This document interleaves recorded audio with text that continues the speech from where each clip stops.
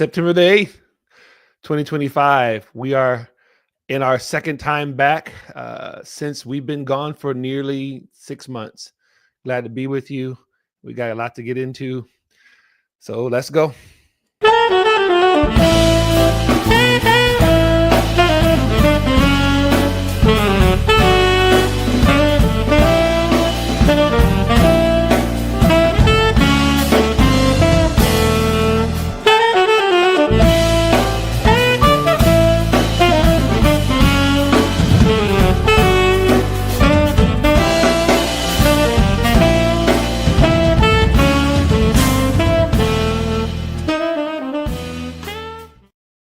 It's great to be with you all on today. I think my mic is unmuted. I think we're all good. All systems are go. Got my producer in the house, and they'll always let me know. They try to let me know when things aren't rolling, and I'll try to pay attention to that. So again, welcome everyone to IBSI's Forum on Israel, Africa, and Black America. Welcome back. Glad to be with you again. This is our second time back. We started the 1st of September. We've been on a hiatus since January. We did a tribute to my daughter-in-law on last week. If you missed last week's episode, go ahead and go on YouTube. You'll see it on Facebook. You'll see it on all of our social media. And then also we did a little clip of the specific memorial that we did and everything. So again, thank you everybody for your thoughts and your prayers and everything. We really appreciate that.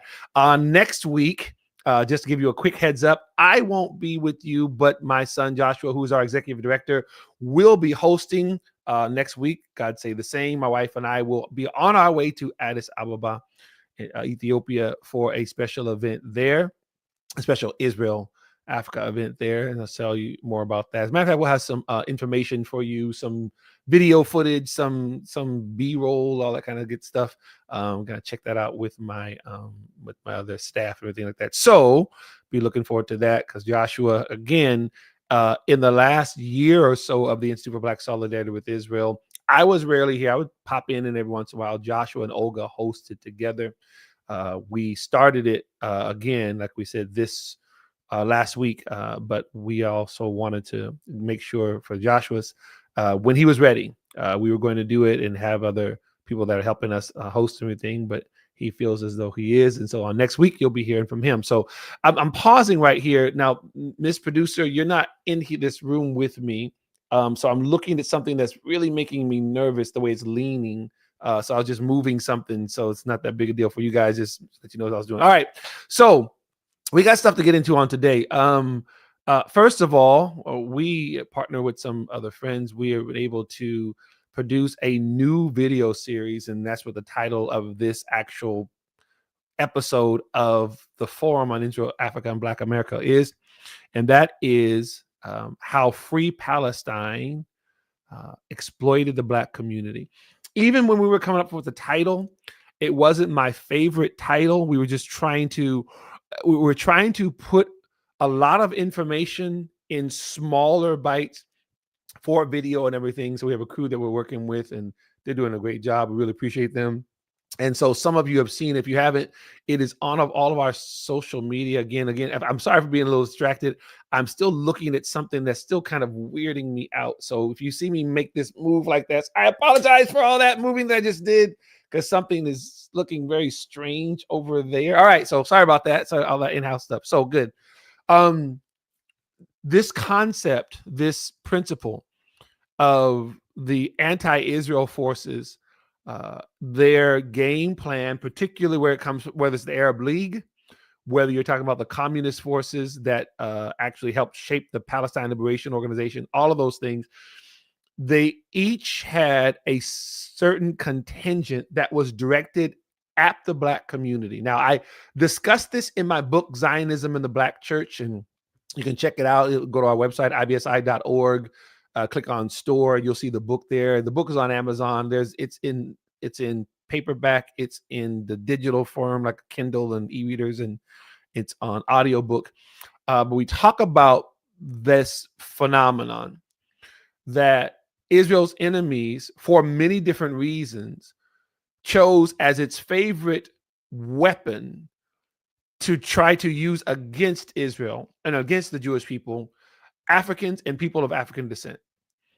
Not that those people of African descent in Africa were Israel's enemies, but that they try to make sure that people saw it that way, that as Israel, as they try to falsely paint it as an apartheid state, a Jim Crow state, racism, Zionism is racism, all of those false things, they tried to use the Black community and always wanted to. They, particularly now when it comes to the Palestine Liberation Organization or the other iterations later on, Palestinian Authority, Hamas, which is an offshoot of the Muslim Brotherhood, and the contradiction and the what's the word I'm looking for? I mean the hubris, the bravado, the arrogance, and the hypocrisy, right?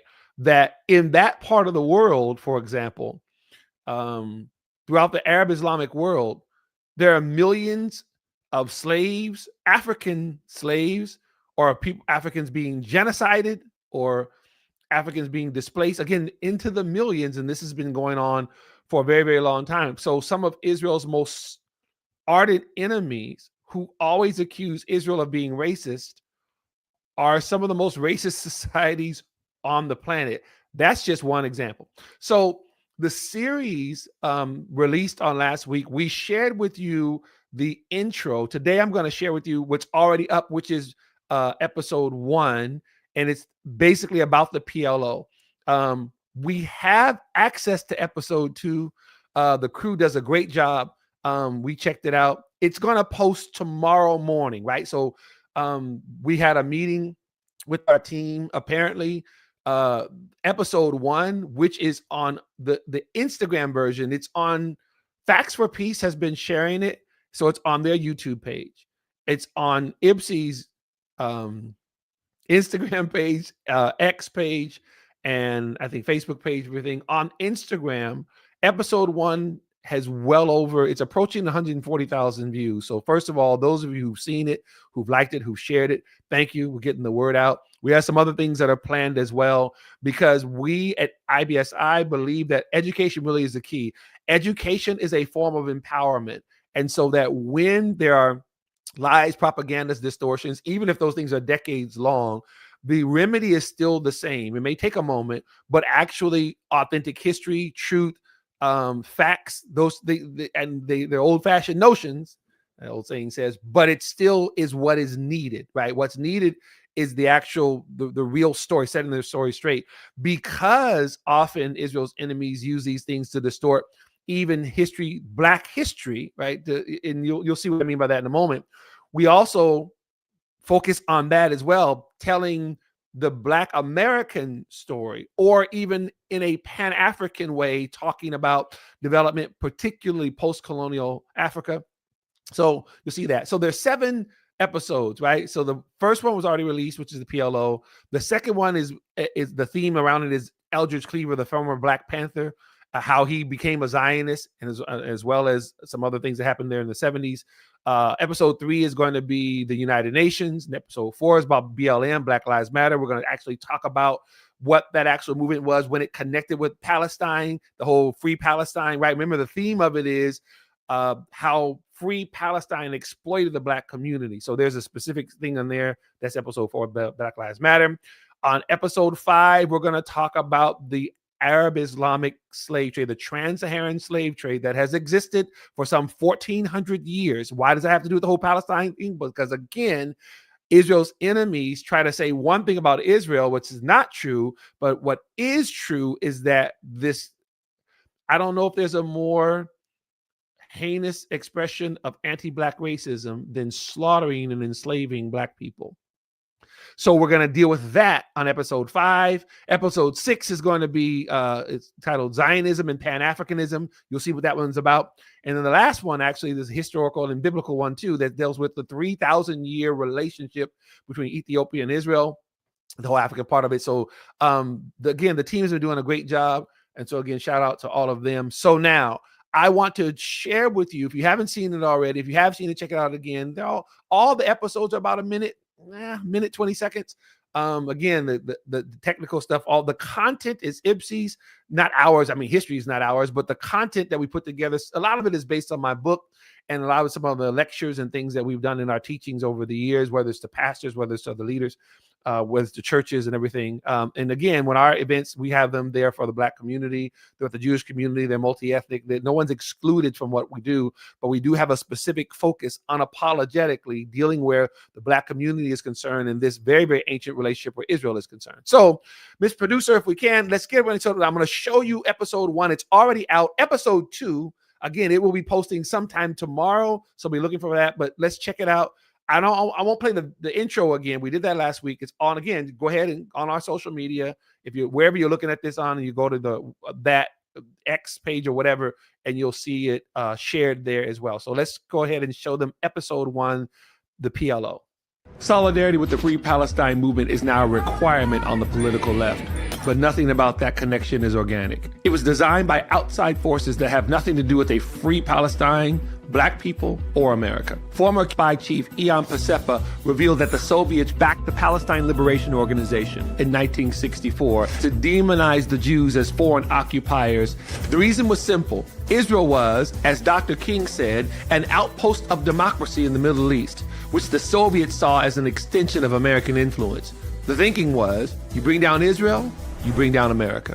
In 1969, PLO chairman Yasser Arafat and Black Panther Eldridge Cleaver met for the first time. Cleaver became convinced that the Black American struggle for civil rights was parallel to Arafat's fight against the Zionists. He began championing the Arab-Palestinian cause. Soon, other Black militant leaders followed suit. As the years unfolded, one often saw Yasser Arafat in photo op solidarity with Black American and African leaders, and the strategy was clear. Connect the KGB campaign to destroy Israel to the historic Black struggle for justice and freedom. This is why so many today wrongly associate Free Palestine with Black liberation.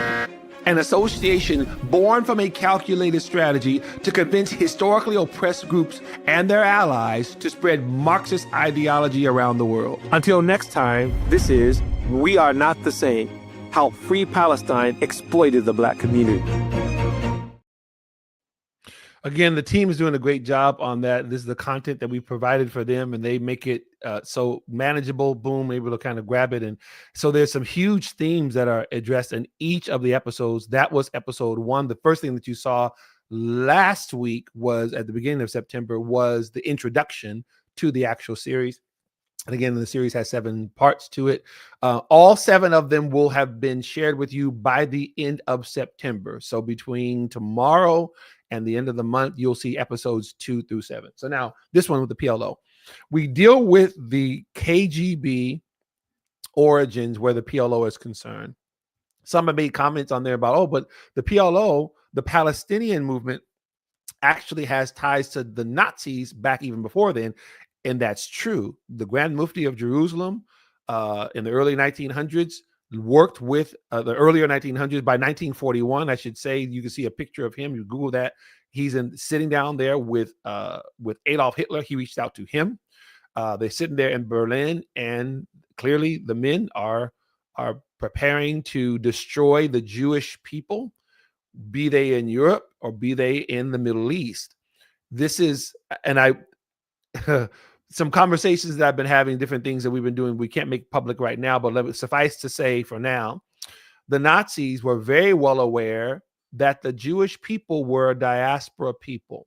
See, the whole propaganda of the Jews are a foreign entity, blah, blah, blah, which is why they're not from here, they need to be killed, which is what the Nazis would do.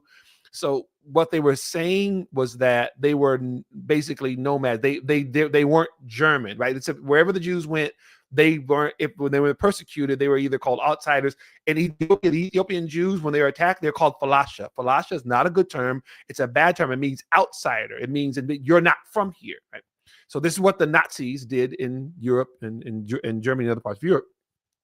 But Hitler's partnering with the Grand Mufti of Jerusalem let you know that Hitler was aware that Jews were African. They lived in Africa, North Africa, other parts of the Middle East. They're the Jews. They're the very famous amazing story in which the Jews of Ethiopia reached out to their brothers and sisters in Poland to try to give them safety because of what was going on there during the Holocaust. So the Jews have been a diaspora people for millennia, but particularly after the Romans destroyed the temple in 70 AD, the temple in Jerusalem, and of course put down the last Jewish revolt in 135 AD, which was the Shimon Bar Kokhba revolt, and the Romans purposefully, either the Jews that they did not kill, they carted them off as slaves, and they flung them from the land, with the exception of a small remnant that remained in the land. The Jews were carted off, in terms of Jewish history, according to Jewish history, to Africa, Asia, and Europe. And this was the main impetus for the Jewish people being this diaspora people when it comes to the 2nd century in history. So why am I saying all of that? So that when the Jews would be persecuted, whether it was in Europe, whether it was in Africa, whether it was in certain parts of Asia, they would be persecuted often from that same thing. You are not from here. Isn't that amazing? Of course, now the Jewish people have returned to the land, and now the terrorists are attacking them and saying, you're not from here, right? So the message is clear. You don't belong anywhere on the planet. That's the genocide. That's where that actually comes from. Okay. So the PLO, then the Palestine Liberation Organization, is a phony front group. They're not liberating anything. It's formed in 1964. The partition that happened that actually gave the Jewish people their state and actually provided a Arab-Palestinian state as well, which the Arabs rejected. There was no Arab-Palestinian state during the Ottoman Empire. There's no Arab-Palestinian state prior to 1967. None of these things. And because the Arab League, the leaders, did not want an Arab state, they wanted the Jews gone from the river to the sea, which we'll come back to that in a second. So this is part one of the Free Palestine, how Free Palestine exploited the Black community. The main title is "We Are Not the Same." And what was the purpose of that? It's kind of like, was that Kendrick Lamar? And I'm an old dude. They not like us. I'm not going to use "They Not Like Us." I'm not referencing the song, but the mindset is the same. We are not the same, meaning the attempts to use the historic Black struggle through slavery and oppression and Jim Crow to freedom, to citizenship, to us surviving and thriving. You don't get to take that story and try to flip it around and make Jews now the nemesis of a story in which, because Zionism is the liberation movement of the Jewish people. The fact that Israel's enemies have told a different story doesn't change the truth. And the fact that Israel's enemies have tried to use Black people or Black Africans to try to change that story, even more so is it incumbent upon us to tell the real story. And this is part of what that video series does. So I want to connect it to something else here. So that again was episode 1. Episode 2, they showed us the other day. I mean, the team showed it amazing. They do amazing. I'm not talking about me. I'm talking about they make it look just boom, and they got their graphics and the AI and all that stuff. And there'll always be links that are there so that you can go further and go deeper. It'll link to our website and give more information. We'll be sharing that more and more. There was an article sometime last week, I think. I can't remember now. Africa Israel Weekly. All right. So Africa Israel Weekly is the name of IBSI's Substack, right? That is our article where we write about all things Africa, Israel, Black America, the diaspora, all of those things. And so this is part of the theme. Part of the theme, ladies and gentlemen, here has been what we address in the article. And then, Miss Producer, if you have that, you can show the title of the article. The title of the article that we wrote was inspired by an actual video that young Arab Palestinian American, and I don't know her real name, it's Sheba on the thing, but it's called "The Loss of Palestinian Privilege: How Decades of Exploiting Black People Seem to Be Backfiring." Again, that is IBSI.substack.com. I don't know if we can change that on there, Mr. Producer, but you can go to our Substack. You go to IBSI.org, and then you can click on Africa Israel Weekly, or you can go to IBSI.substack.com. You'll see that there. There's a list of the different articles, and there's a video accompaniment too. So that's what it is. Again, "The Loss of Palestinian Privilege: How Decades of Exploiting Black People Seem to Be Backfiring." So now, backstory on that, let's say a little bit. So you'll check out the article. I'm not going to read it for you now. Obviously, you can check it out. It's just like the video series is being shared a lot with the whole "We Are Not the Same." It's like an accompanying type of thing, and it's approaching 140,000 views. Episode 1 is, and again, thank you for that. And there's some comments on there and everything. It's what's funny. You know what's funny to me? Every once in a while, I'll check out some of the comments, right? most of them are positive. And, oh, I didn't know that. Every once in a while, there's a negative one. We're expecting whatever. We're not tripping, just expected way more negative comments. But here's the thing.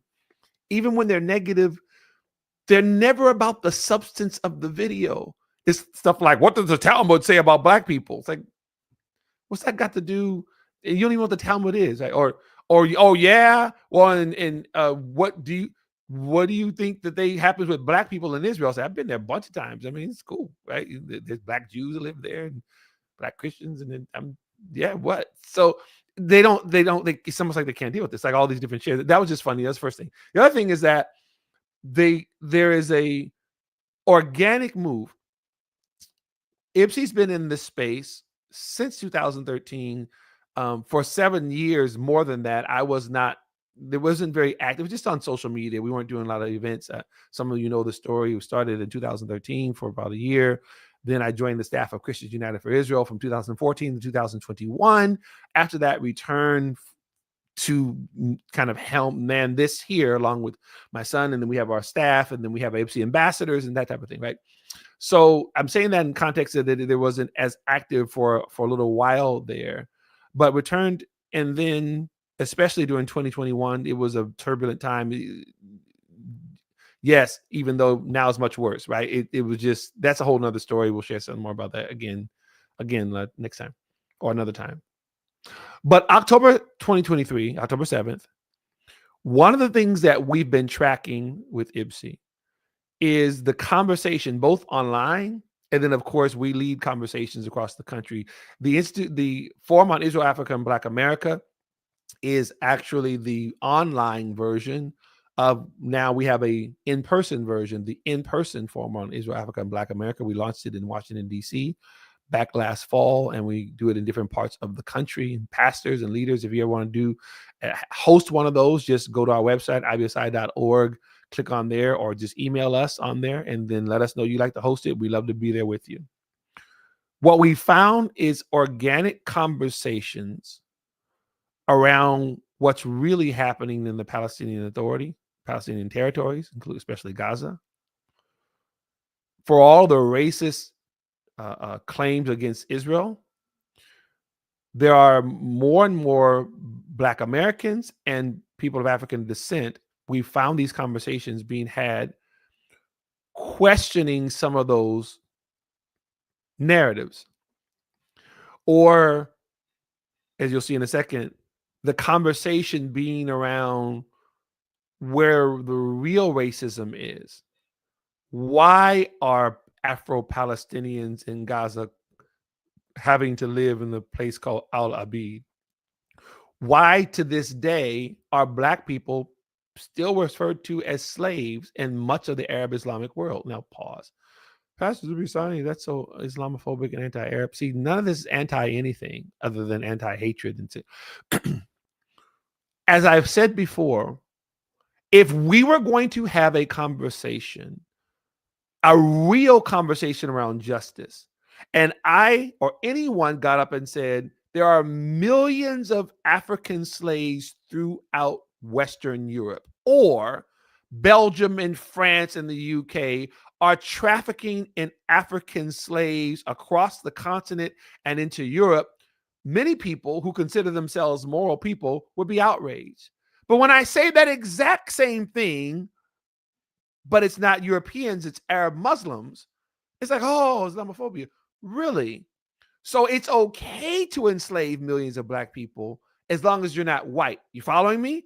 This is the insanity that comes from the Marxist indoctrination, that comes from the desire to destroy Western civilization. Why? Because as long as it's anti-white, it's cool. It doesn't matter how it's not actually executing justice. Let's just talk about colors and let's talk about white privilege, and let's talk about white fragility, all this kind of silliness that actually never really addresses real issues, because someone can be someone who is taking advantage of or acting in a way that is unjust, regardless to what color he or she is. Justice is not a color. Righteousness is not a color. It's an actual principle. It's a spiritual reality. Now, having said that, what when we're talking about in this context of the whole Israel-Palestinian conflict and the type of indoctrination, the type of dogma, the type of propaganda that has been used, especially since the 60s, there has been, and especially on the left side of the political aisle, this expectation that Free Palestine, first of all, is some sort of liberation call. It's not a liberation call. Free Palestine, it's always directed at the Jews, right? So Free Palestine, tell Hamas to free Palestine.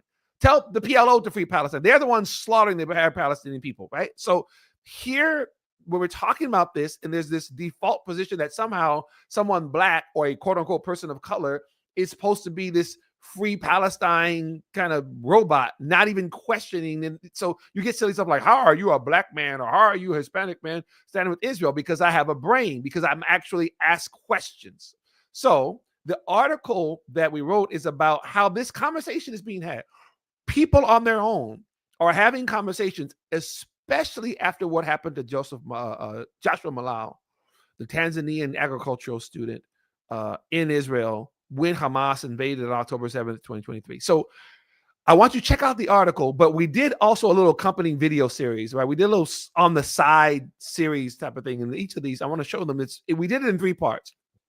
They're already up now. They're on social media as well. I want you to check those out as well. It goes along with the article, because you can check out the article and go further. But the video themselves did a little overview, right? And touched on some things. So I want you to check that out. All right, Miss Producer, let's go ahead and give them number 1. So an Arab Palestinian, Sheba, goes on TikTok to share her disgust with Black Americans who went with her to Israel, what she calls Palestine. I was so excited to go on this trip with Black Americans because I was always under the impression that Black people will be our greatest allies because they understand more than anybody what it's like to live under occupation. Black Americans don't live under occupation, but let's keep going. But during the trip, it felt like some people were too busy playing Oppression Olympics to fully grasp the experiences of Palestinians living in Palestine. Turns out the Black Americans who went to help the Palestinians in the West Bank didn't like the racist way they were treated by those Palestinians. What did Sheba have to say about this? She says those Black Americans were competing in the Oppression Olympics. Later, she also said, Palestinians of all colors are undoubtedly the most oppressed people. So Sheba's not against the Oppression Olympics. She just believes that the Palestinians are the gold medal champions of the Oppression Olympics, just like the PLO drew it up. Notice how Sheba consistently refers to Israel as Palestine, which is the erasure of the Jewish people from the Jewish homeland. That's that very familiar call of Jewish genocide from the river to the sea. Now that's number 1 of 3. I'll give you the other 2 real quickly. So I want to just make this comment here. Sheba, again, I don't know if that's her real name, but that's her title on there on TikTok. She looks young. She's probably maybe late 20s, early 20s, mid 20s. I'm not really sure. But she's a young lady. The reason I'm saying that is that she then, at a young age, may not and is probably not aware of the propaganda that she's been fed that's some 60 years old. So when she said, I figured that Black Americans would be our staunchest allies because they know what it is to live in oppression, yada, yada. And that's why I make that comment about, she said about under occupation. We don't live under military occupation. Oh, there's rough neighborhoods and difficult situations and everything, but nothing what she's trying to actually, say. And I talk about that in the article as well. I go further in the article. I'm not speeding that. I'm just saying, I'm making a point here. She has been fed a lot of misinformation to the degree now that it's just by default. So that many, like that young lady, whether they're Arab Palestinian or other ethnicities, when it comes to the whole Israeli-Palestinian conflict, they assume a couple of things. Number 1, Israel is the oppressor. Absolutely wrong. Number 2, the reason why there's not more agency where the Palestinians are concerned is because of the Jews. That's also absolutely wrong. That has to do with the Palestinians and the Arab world failing its own people. And then number 3, somehow Black people, because of that, all those misnomers I just gave to you, will then side blindly with Palestinians, not knowing the real story. Not wanting, now again, I'm siding with Palestinians, yes, want everybody to be treated fair and equitably and have the opportunity to live and go to school and take care of their kids, all those things, right? I don't care who you are, Black, white, or whatever. If you're a fair-minded person, you want everyone to have the opportunity to live their lives. But the story that somehow Gaza is an open air prison, which was never the case. The people keeping Gaza in prison are Hamas. The people oppressing the people of the West Bank, Judea and Samaria, the Palestinian parts of anyway, are the Palestinian Authority. That's not Israel. So this is part of what we're actually making here. So the young lady is assuming a lot because that's pretty much what many have been fed, at least by now. She wouldn't really probably have a clue that this goes back to the 60s, that these lies started back then. Okay, Miss Producer number 2. Sheba also feels that the most problematic thing was the fact that some people were applying a Western lens of racial dynamics to a place where it does not apply. So anti-Zionists falsely attack Israel as Jim Crow, English term, apartheid, Dutch word, but excuse Arab Palestinian racism because we shouldn't apply a Western lens of racial dynamics to a place where it does not apply.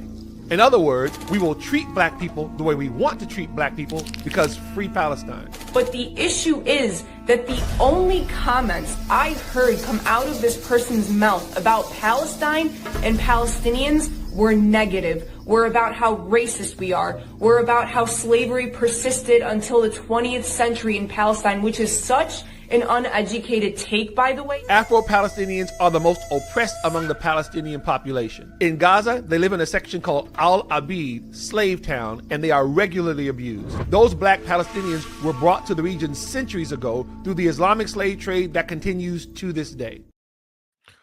Pause, slave trade, right? That's the slave trade. Let's back up first. I want to deal with just one other thing right before then. I want you to understand the class is in session, right? She says that the Black Americans who are appalled by the racist treatment they received from the Arab Palestinians in the West Bank, because that's the whole context of Heba's video. The Black Americans who complained about how racist they were treated by people that they went to go help. And doesn't mean, and to her point, she's right. It doesn't mean there's racism everywhere. There's misogyny everywhere. I mean, there's no perfect society. That's not the point. It's not like, oh, somehow they're flawed and Israel is perfect and America's perfect. No. We're talking about the lie that's been told that somehow there is no racism there, or that somehow Israel is this apartheid state, which is a lie, this Jim Crow state, a lie, Zionism is racism, lie. Not only is that a lie, if you want to play the racist game, that's what Eldridge Cleaver said to the Black Panthers. He said, I'm surprised that the Arabs would try to play the game, I'm paraphrasing, when it comes to racism. If you want to argue and debate, that's one thing, but how are you going to call Israel racist when you literally have slaves all over your territory, black slaves? Especially because they're black, not just black slaves. Your name is Abid because you're black, right? That's anyway. So she says that those Black Americans considered the Arab Palestinian territories, those people, racist because they were applying a Western lens of racial dynamics to a place that it shouldn't apply. That again, she's probably too young. I'm not calling her just a little girl. I'm just saying it's just, but what she's saying, that stuff is you. So I'd unpack it. So now we're just together here. I feel like I got my Bernie Mac on. All right, America, we together, give me some popcorn or something like that. So Sheba, which she's speaking for much of the whole Free Palestine movement, right? How Free Palestine exploited the Black community, right? So somehow Black Americans treated racist in a racist fashion among Arab Palestinians. They are only saying that because of how they're viewing it. It's about gaslighting. So it's not that they're being treated racistly in a racist way. It's that they're viewing it as Westerners. Are you following me? So it's not just racist. However, Israel's enemies get to throw all kinds of cow dung at Israel. Oh, apartheid, which is a Dutch word. Jim Crow is an English term. Racism, all the civil rights movement, blah, blah, blah. Everything that you just named is Western. And you're using those Western terms to attack Israel, which is the only viable democracy and the most pluralistic nation in the region, where Arabs, Jews, Muslims, Christians, Druze, Baha'i, atheists, everybody gets to live together and have equal rights. And when people get snarky about that, what kind of equal rights do Black Palestinians have in Gaza? Thank you. It's not even comparison. It's not even a discussion. So when she talks about the Western lens, again, but that kind of drivel is talked about on campuses, in the media, Oh, Israel's an apartheid state. So where'd you get that word from? That's the word that the Dutch use or that the Afrikaners use in South Africa. That's a Western term, and you're trying to apply. How about this? If you discriminate or beat down or enslave people, especially based on the color of their skin, I don't care if it's a Western lens, an Eastern lens, or a lens from the global perspective, that would be racist, ladies and gentlemen. See how the rules change. And that's the other thing too. When they're attacking Israel, everything is dogma. Oh, genocide. It's not genocide.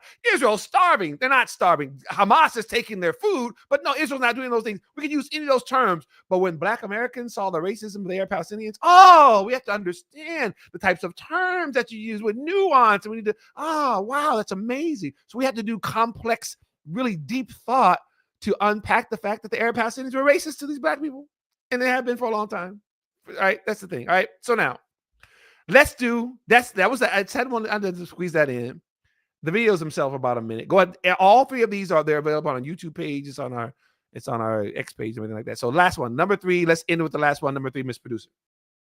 Sadly, now I can't trace my roots to see where I come from. Maybe if I did a DNA test, but my mother's maiden name in her official idea is Al-Abid, which translates to Arabic, the slaves. It wasn't a name that was given to her by the Israeli government or by Israeli officials. This is how other Arabs at the time referred to her and to my family. And I changed that name when I was old enough to do that, because I said, ain't no way somebody's going to refer to me as slave, not in English, not in Hebrew, not in Arabic, not in any language. And if Black Palestinian solidarity is such a thing, then why did Hamas and the other oppressed people of Gaza take such joy in slaughtering and mutilating the bodies of the Africans that they found in Israel on October the 7th? Those terrorists called young Tanzanian agricultural student Joshua Molal Abid and brutally murdered him.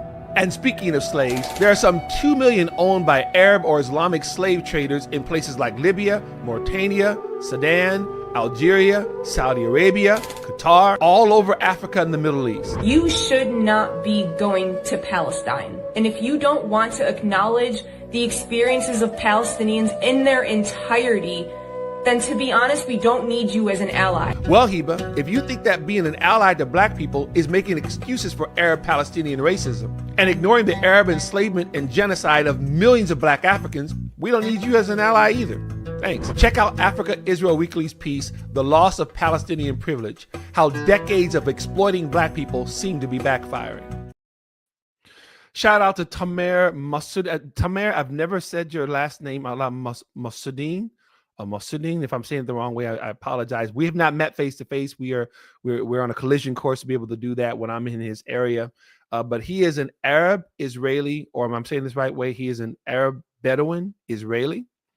And so he was sharing this, so that clip that you saw on there, if you didn't click on it already, he was talking on Shai Davidai's podcast.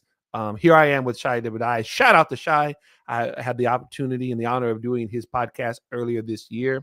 And I think Tomer came in before or after me around there in terms of the lineup, but I followed him. So follow Tomer. You'll see his there. And he does amazing content. Again, he's this young man. He's about Heba's age, right? These guys, when you're an older man like me, everybody's in their 20s or 30s, right? However old he is, he's a young man sharing his modern day experience that as he grew up, his last name was slave, given to him by the Arabs in the region. We're not talking about 1,400 years ago, ladies and gentlemen. We're not talking about Muhammad. We're not talking about Mecca. We're not talking about Medina. We're not talking about 500 years. We're not talking about 20 years ago. We're talking about just a few moments ago, this young man, maybe he's in his 20s or however old he is now. We're talking about right now, Black folks being called slave in the Palestinian territories right now.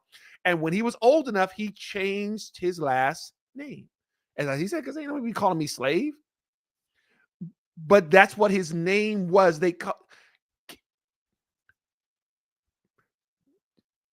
It's the definition of dehumanize. I'm not going to even call you by a surname. I'm going to call you Abid. Period. You're an object. So then he changed it because he wasn't going to have someone call him that. And he made it very clear as an Arab Israeli citizen. He said, the Israeli government didn't issue an ID that said Abid. That's what the Arab authorities gave to my mother and my family. Hence, if you're going to start swinging terms around like apartheid and Jim Crow and racism, and you literally call black people Abid on their identification card, you need to shut the hell up, right? Then don't even use that. If you want to attack Israel, try something else. And this is what we're talking about. Literally called him and everybody who looks like him and of descent right now in Sudan, which is the #1 humanitarian crisis in the world, according to the United Nations. Isn't that amazing? The United Nations, which spends all of its time spitting on Israel, took out a moment to let everybody know, hey, anybody's paying attention, Sudan, millions displaced, millions killed, millions being starved. And who are the people being starved in this place and killed? Black Sudanese Africans, be they Christian or be they Muslim. And you know what's amazing? You know who reported on that fact? We already know it's true. We've been following it for a long time. CNN even reported it several months ago. You go on our Substack, IBSI.substack.com, and then a couple of months ago, we did one called Black Africans Are Being Hunted and Killed Like Animals by Arab Muslims on our Substack. And literally, whether they are African, whether they're Christian or Muslim, they're being slaughtered for having African lineage. These are the types of things, and you'll see it on the other series that we're doing with We Are Not the Same. These are the types of conversations that don't get had, ladies and gentlemen, when the media and the social media space is filled with stuff like Israel's committing genocide. So let me unpack something for you real quick. Part of the reason why it is so dangerous and so deadly for these lies like Israel committing genocide in Gaza, again, which is not, Israel is fighting a nasty war against Hamas, which has embedded itself in civilian populations. And it's been doing that since 2000 or at least 2007, at least when it took over Gaza and it killed even the PLA. I mean, started shooting the kneecaps out of the PA, which was the actual Fatah, the other parliament group they're supposed to be ruling with. But we could discuss that another time as well. And they have been brutalizing these people for decades, right? For at least two decades. There in Gaza, just in Gaza. Part of the danger of these Al Jazeera networks and these social media and these keyboard justice warriors and all that stuff lying about Israel or being misinformed about what Israel's doing is that A, Israel's not committing genocide. Are civilians being harmed and even killed in Gaza? Unfortunately, yes. But it's only because Hamas puts those people in harm's way. Israel just yesterday, it's been doing this for years, dropped leaflets in this area of Gaza, I can't remember what it was, when they get ready to hit these buildings. And they're telling everybody, and Israel doesn't do it so that everybody else thinks that they're all humanitarian. They know the world is never going to give them any credit. They do it because they're Israel.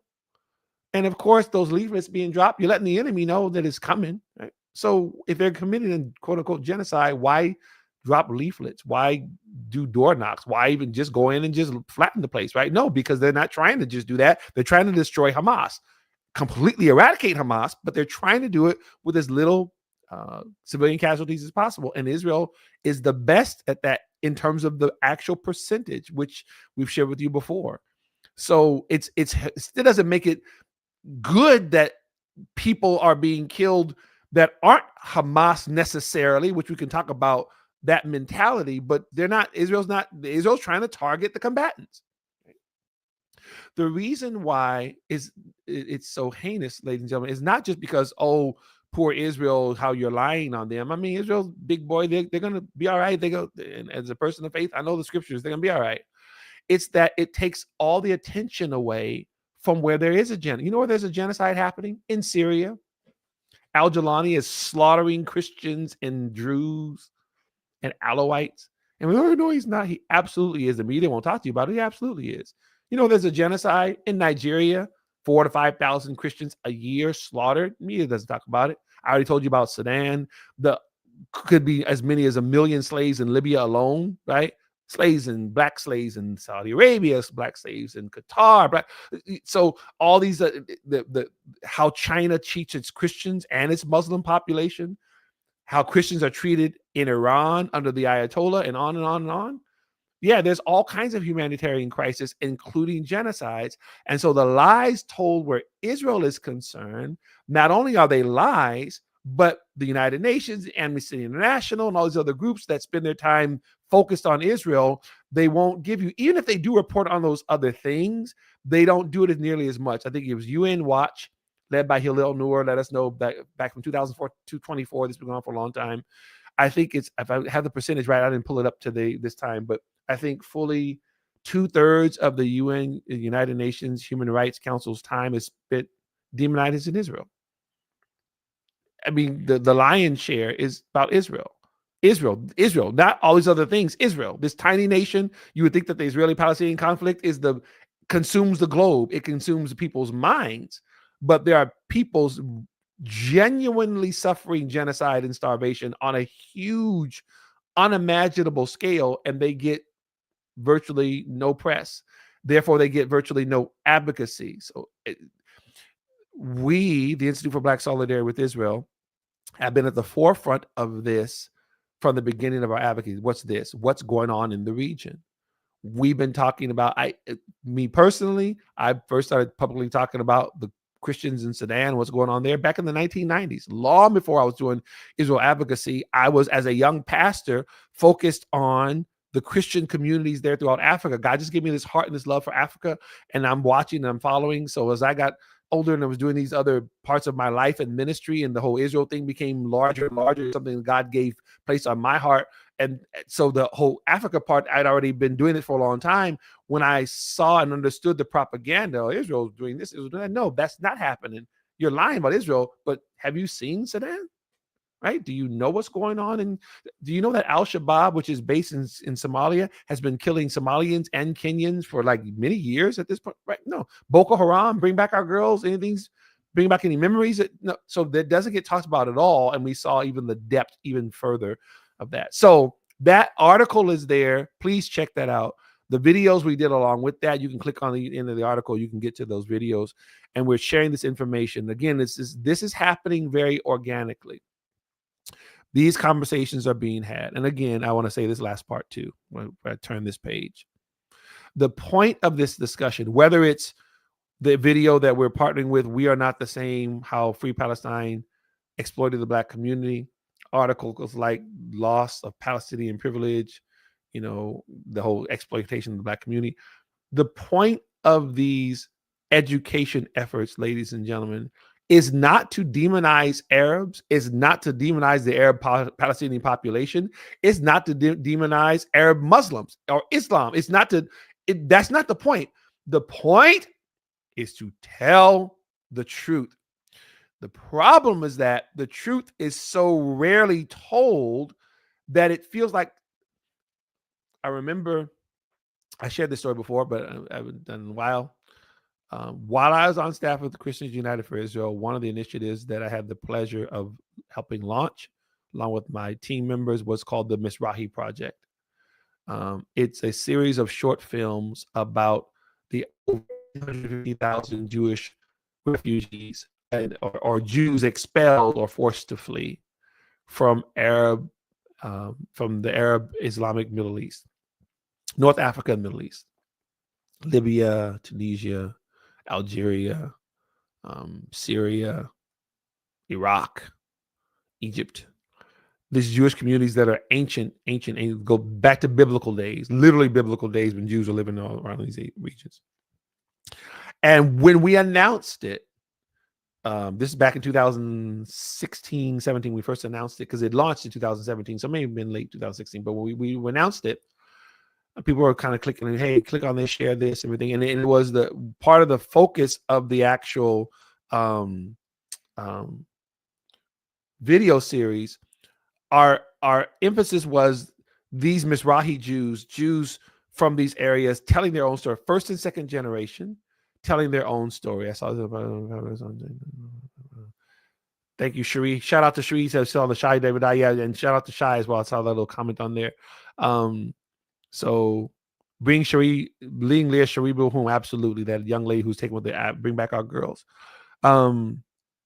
So we wanted these Mizrahi Jewish men and women to tell their own story. So we interviewed them and everything, and shout out to my man Raj and Rajnir and Dan.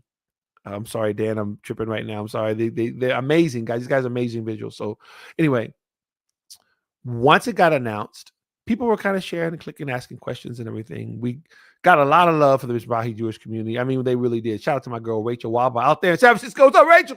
And they're very appreciative. Like, our Christian friends are telling this story. Oftentimes people don't want to hear this story. And with very little negative, very, very little. I'm not focused on the negative, but I want to tell you the context. Some of them are Jewish, some of them were Christian, who said, questioning things about the Mizrahi Project. Once again, it was a story. They're talking about the Farhud of Iraq, how the Iraqis tried to kill and destroy the Jewish populations there in Baghdad. What happened to the Jews of Persia, Iran? So they're shared stories. And the point of it wasn't, oh, war was us. It was how they moved on. They rebuilt their whole thing. The part of the theme of the video is like, we're not victims. So we wound up, whether we made Aliyah to Israel, most of them wound up going to Israel once it became it gained its independence. Someone went to other parts of the world, went to the UK, went to the United States, and they moved on with their lives. For example, he's not on a video series, but Haim Saban of Saban Entertainment. I remember him back in the day when our older kids used to watch the Power Rangers. Power Rangers, shout out to Power Rangers. His story, his family fled Egypt, and then I'm not sure exactly where they went first, but obviously they wound up in the United States. He becomes a media mogul, right? This guy, they lost everything. These stories over and over and over again, right? Not all of them became media moguls, but I'm just saying, moved on with their lives. They lost everything. They would get kicked out of these countries with maybe a toothbrush and a little briefcase with a couple of shirts in it, and boom, they lost their citizenship. All these things happened on a very wide scale. So the negative, if you will, when we said we're announcing the actual thing, you know what they said? One of the first comments was, are you going to tell about how the Arabs actually helped the Jews escape everything? And so, but you got to be careful saying these things. That could be Islamophobic. No joke. They hadn't even seen the videos yet. They were afraid that telling that story about how the Jews were expelled from that part of the world would be seen as hating Muslims or hating Arabs. And then one of the things we said to them was that's funny. When you talk about the Holocaust, you don't concern yourself with hurting the feelings of the white German Nazis who, we don't want to talk about what happened in Poland because it'll hurt the Polish people's feelings. We don't talk about Ukraine. We don't talk about what's that? Where's she from? Our friend Masha, where you from? That other it starts with a B. Those are the areas we don't want to talk about what happened to the Jews in Nazi Europe because we'll offend all the Nazis or we'll offend the people of Europe. And no, right? That's the mind virus. So if I talk about how Rachel Waba's dad left Egypt when Mein Kampf became a bestseller in Arabic, that's not anti-Arab. That's just telling you his story. But the qualifiers, be careful. And that's the other reason. The West has been so captured with stupidity, right? All the politically correct, stupid. I mean, so somehow we can't tell the story of the Africans being enslaved because the people enslaving them are Arab Muslims. We can't tell the Mizrahi story because the Farhuds of Iraq were done against the Jews by Arabs who lived in Iraq. No, that's not how this works. That's not how any of this works. So this was what we noticed immediately. Again, it wasn't a lot of pushback with the Mizrahi Project, like the other things. It was just the pushback that did come usually came in the form of, if you talk about that, then you might be seen as mean or going. What was that saying? If you are kind to the cruel, you'll be cruel to the kind. In other words, like was in the Torah portion several weeks ago, justice and only justice shall you pursue.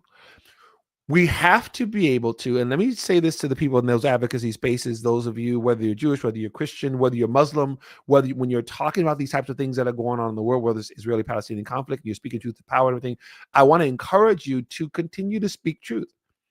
Know what you're talking about, stand 10 toes down, and speak the truth. Because as we say in our Bibles, the Christians, only truth will make you free. You shucking and jiving and acting like, oh, well, did you want to say that? No, I mean, you have to be all loud about it. I can be loud. Right? But if you're not going to tell the real story, then you're never going to get to a place of deliverance and freedom and breaking of chains and this type of thing, right? So one of the reasons why Hamas has been enjoying such free reign in the media, other than the fact that Qatar controls most of it, and Qatar is Hamas, is that people in the West especially have been so duped by things like the whole Marxist idea of who has the power, who doesn't have the power, who's black, who's white, how do we define real oppression, right? Other than skin color, white privilege, somehow colonial and imperialist only refers to what the Europeans did, not to the Arab Islamic imperialism and colonialism that is still taking place at this moment, right? So if you're not willing to have, I tell people all the time, you can't have the real conversation, then you need to get out of space, because you're just wasting time and you're just taking up space, or you're actually making things worse. There's an article, I'm getting ready to close this up. There's another one that's on there. I might deal with it on next week. We never really deal with other Israel organizations and everything, even if we're critical about something, we try to keep that to ourselves. The only time we have done that, unfortunately, has been with the ADL. And people got upset with us, but I'm not trying to whatever. There's one of the last articles that we did, the Anti-Defamation League. We talked about how for a long time they hid the numbers, cooked the books when it came to measuring global anti-Semitism. The ADL will talk about anti-Semitism in the Black community. It'll talk about right-wing anti-Semitism. It'll talk about Christian nationalists who are, nothing wrong with being a nationalist if you love your country. I'm talking about the mindset, that whole the anti-immigrant, the racist mindset or whatever that, right? But when it came to the racism that came, particularly from immigrants from places like Libya, these Arab Muslim lands, they would try to hide those numbers. There's an article, I can't remember the name of it right now, but if you go to our website, you'll see that's on there. I really, I'm that's the other thing about when you do stuff extemporaneously, you're not really I'll pull up so that you can know the title of the article, so you can check it out right there. I'm gonna go on there. I'm doing it right now, Miss Producer. It is called The Selective Fight Against Anti-Semitism is Endangering Us All. It was published on our Substack, IBSI.substack.com, on May the 5th, 2025, this past year, this last spring, May the 5th. As a matter of fact, it was right before we went to Ethiopia. I encourage you to read it. We named the ADL. We don't do this to be, provocative and gotcha, nothing like that. We weigh that out. We really do. We named Bari Weiss. Why? Because she, another big name. Also, you'll read the article. Read the article. As a matter of fact, we quote from the JNS, Jewish News Syndicate, as well as there's another gentleman who does a lot of these things. He's a professor. He does a lot of the numbers and everything. And we're not trying to attack. We're saying here is the danger. These individuals and organizations were publishing information with wide, huge reach. Information that was not only not accurate, it provided a warped view. They did this for years. Fast forward to now, what's one of the main things that the West, including the United States, is dealing with? Islamic terrorism, jihadism, stealth jihad. The very things that they were hiding is exactly what America's choking on now. It's the same thing was going on the college campuses. That whole anti-Israel, anti-American stuff been going on campuses for decades. But it's just not all of a sudden we just discovered it in the last few years. No. And there are a lot of people who are very much aware of everything that was going on. Somebody posted a tweet, X post, and I just did the share on that and everything. And again, we might have to get into this the next time we're together. I've talked about this before, and I really got to close it up because it was supposed to be for an hour. The anti-Semitism, anti-Israel sentiment, the anti-Americanism, all that stuff on the campuses. But particularly when it comes to the Israel and the free Palestine, all that garbage, right? All the anti-Israel garbage. Been going on for a long time. And so they're talking about how bad it is now. And one of the things we've been saying is that there have been literal college professors who have coordinated directly with terrorist organizations on our college campuses for years, ladies and gentlemen. For anybody who knows about what's going on in this, for years, this has been going on. So people are clutching their pearls. Oh my God, look at all this. It's been going on for a long time. And unfortunately, what the broader pro-Israel community chose to do was focus on the student groups, Students for Justice in Palestine, Muslim Student Association, and so on and so forth. And they focused on those groups by raising up pro-Israel student groups. Now, for those of you who know what's wrong with that, Pastor Misani, in and of itself, nothing.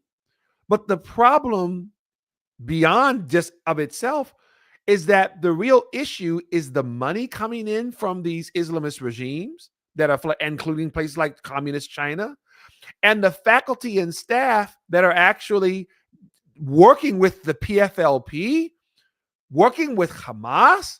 If you're not going to deal with that, even if, and we talked about it before, you set up this great chapter of this pro-Israel organization on the campus, it's going to last for about a year or so, but you know who's going to be there who has tenure? That anti-Israel, anti-American, anti-Semitic professor who is indoctrinating hundreds of kids every week. That didn't get touched. That didn't really get discussed. That wasn't sexy. You couldn't sell that one. And it was harder to raise money for that one because what do you mean money? The nonprofit dollars. It's easier for me to appeal to a donor by showing them some wonderful, handsome, and beautiful college students who are pro-Israel, give them a flag, and this is how we're going to fight anti-Semitism on the campuses. Is there something wrong with that? No, have a pro-Israel college group, cool. But have you really addressed the fact that faculty members like from the San Francisco State University flew all the way to Jordan to meet with the PFLP and then came back and started coordinating events? Are you really addressing what's really happening by raising that what is the student group going to do about a professor who is intimidating them and saying all these nasty things to them in class?